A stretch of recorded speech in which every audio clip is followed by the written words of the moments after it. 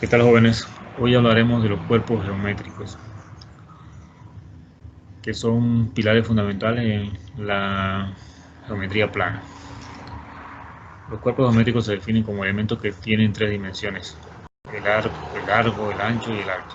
Y también podemos mencionar algunos ejemplos de los cuerpos geométricos más comunes: la esfera, el cono, el cilindro, el cubo, la pirámide. Son cuerpos geométricos comunes.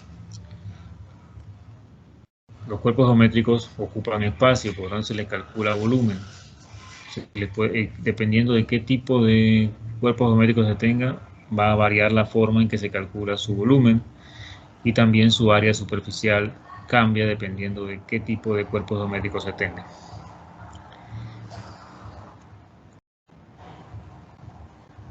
El cubo es un cuerpo geométrico que tiene 6 caras cuadradas, o sea, 6 caras iguales. Entonces, si yo quiero calcular su área, sería calcular el área de uno de los lados, que sería L por L, que es L cuadrado, y lo multiplico por 6 para que me dé el área de las 6 caras. Y si quiero calcular el volumen, sería un lado elevado al cubo. Con esa manera usted calcula el área y calcula el volumen. El paralelepípedo es un cuerpo geométrico que tiene sus caras rectangulares, de los cuales hay pares de caras iguales, o sea que vamos a tener 3 pares de caras iguales, o sea que las caras opuestas son iguales dentro del paralelepípedo. Entonces, si yo quiero calcular su área superficial, yo tendría que calcular el área de una cara y multiplicarla por 2. Entonces, por lo tanto, mi fórmula tendría calcula el área de 2 caras iguales, le suma el área de otras 2 caras iguales, le suma el área de 2 caras más iguales. Y el volumen sería más fácil de calcular porque sería solamente el largo, el ancho y el alto, se multiplica y se obtiene el volumen. Un ejemplo clásico de un paralelepípedo sería una piscina olímpica. El cilindro se define como un cuerpo geométrico que tiene una superficie lateral cerrada y curva, y tiene dos bases circulares que nosotros en la práctica lo conocemos como las tapas de cilindro. Entonces, como son cilindros, la base, aquí tiene que haber un radio en la base y tiene que haber un radio en la otra base, que son R. La distancia que hay entre la base superior y la base inferior sería la altura del cilindro. Entonces, para calcular el área superficial lateral del cilindro, yo voy a desdoblar esa superficie cerrada, la voy a desdoblar, se convierte como si fuera un rectángulo, donde una de sus medidas es h y la otra medida depende del perímetro de un círculo. Como él estaba enrollado y ahora yo lo he estirado, entonces esto es el perímetro, que serían 2πr. 2πr, entonces el área de la superficie lateral sería 2π por r por h, y a eso hay que sumarle el área de las bases, que son 2 círculos, así que serían 2πr cuadrado. Y el volumen sería el área de la base multiplicada por su altura. Si eso fuera un tanque para almacenar agua, yo necesitaría calcular su volumen para saber cuántos galones o metros cúbicos de agua puedo almacenar en ese recipiente. El cono es una superficie lateral cerrada y curva que termina en un vértice. Esta parte de arriba del cono se llama vértice. Como la base del cono es un círculo, aquí tiene que haber un radio, y como La distancia que hay entre el vértice y la base de un cono se conoce como la altura del cono.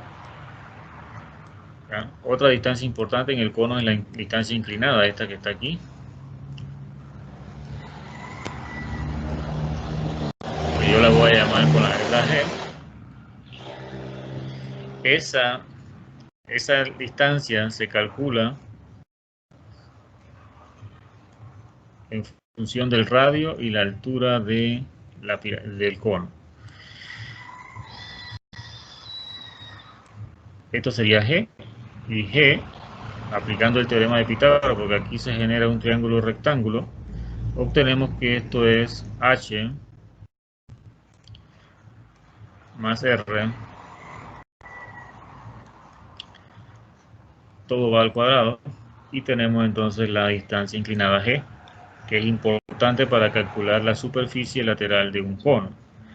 Entonces su área se calcula como si por pi por R por G más el área de la base, que sería pi por R cuadrado, porque es un círculo. Y su volumen sería 1/3 pi por R cuadrado por H. O sea que sería 1/3 el área de la base, que es un círculo, por H. Eso sería el volumen del cono. La esfera se define como un cuerpo geométrico que tiene una superficie, y cada punto de la superficie está a igual distancia de un punto interior llamado centro. Entonces aquí está el centro de la esfera y un punto exterior. Todos los puntos están a igual distancia del centro y esto se llama R. Entonces el radio si yo tengo el radio de la esfera, yo puedo calcular su área superficial y puedo calcular su volumen.